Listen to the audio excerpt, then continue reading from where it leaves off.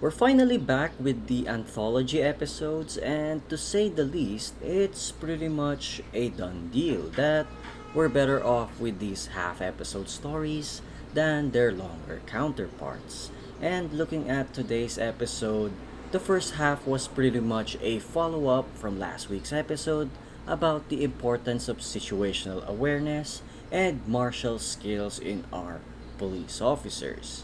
And while there were calls for a cancellation of training, which was admirable and funny while it lasted, the possible consequences for our idiotic group of protagonists are just too much if it ever came to be.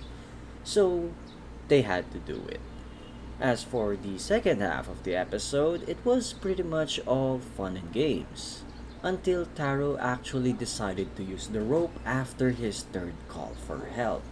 Personally, I was thinking like Kawaii for a bit when the third call happened, finding it somewhat annoying, but like Fuji, it was automatically suspicious when everything was locked and the lights were off.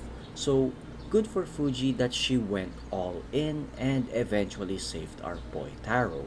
If anything, this entire second half made me think a bit about suicidal people in general.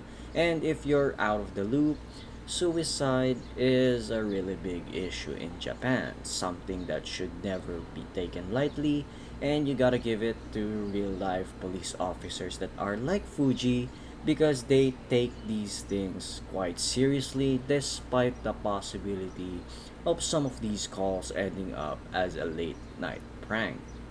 In any case, big props again to the author for being able to handle light-hearted moments with the more serious ones without making it feel forced. And it's always a pleasure when an author is capable of doing that.